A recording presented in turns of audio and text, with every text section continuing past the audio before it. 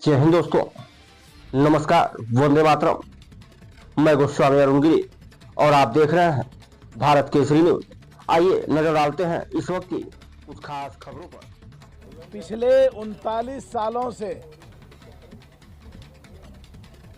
पश्चिमी उत्तर प्रदेश और पूरे देश में किसान समाज, पिछड़े समाज में हमारे घर में ब्लॉक प्रमुख, विधायक, MLA, MLC, chairman district board, Uttar Pradesh सरकार में मिनिस्टर और एमपी लगातार हम लोग रहते आए हैं। और मैं एमपी जब बना तो आरएलडी का बहुत बड़ा योगदान था, समाजवादी का भी योगदान था और बीएसपी तीनों मिलकर लड़ रहे थे। जब मैं एमपी बना, जयंत जी की बहुत महत्वपूर्ण भूमिका थी। जयंत जी ने मेरे लोकसभा के 5 विधानसभाओं में, अलग अलग विधानसभाओं में बड़ी बड़ी मीटिंग करी। यही कारण था कि पिछले 25 सालों से पश्चिम उत्तर प्रदेश में मेरे पूरे होर्डिंग पुते हुए पटे पड़े रहते थे और एमपी जीतने के बाद एक बार भी मेरा होर्डिंग किसी ने नहीं देखा, क्योंकि पार्टियां अलग हो गई थी और मलूक नागर 3 पार्टियों से एमपी बना हुआ था। आरएलडी का उस पर फोटो ना हो कि जो दूसरी पार्टी से जीता उसका फोटो ना हो तो मेरे होर्डिंग नहीं लगे थे। चाहे संसद रही हो, चाहे देश के राष्ट्रीय नेशनल चैनल रहे हो, हमेशा मैंने जब भी जरूरत पड़ी कुमारी बहन मायावती जी के साथ जैन जी की तारीफ की और जब भी जरूरत पड़ी देश की संसद में खड़े होकर party, politics, MLA, MP, minister सबसे ऊपर उठ के देश के लिए क्या जरूरत थी, अगर देश के लिए सरकार ने अच्छा काम करा तो खुल के हमने तारीफ करी और अगर सरकार के काम में कहीं खामियां थी तो आराम से उन कमियों का उजागर करा, लड़े, जूझे, भिड़े, टकरे। बहुत मजबूती मिलेगी। हमारी इमीडिएट 2024 के लोकसभा कैंपेन को मदद मिलेगी, एनडीए को बहुत मदद मिलेगी। सभी जगह प्रत्याशियों के लिए आप संपर्क करेंगे और पूरी ताकत लगाएंगे। इनका स्वागत करता हूं।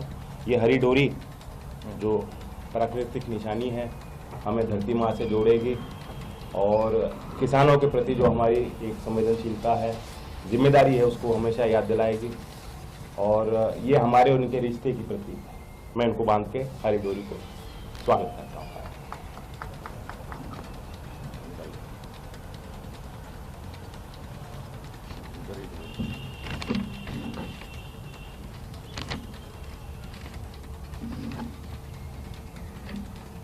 बांधो लक्ष्मी जी, क्रांति का उनको लेफ्ट हैंड,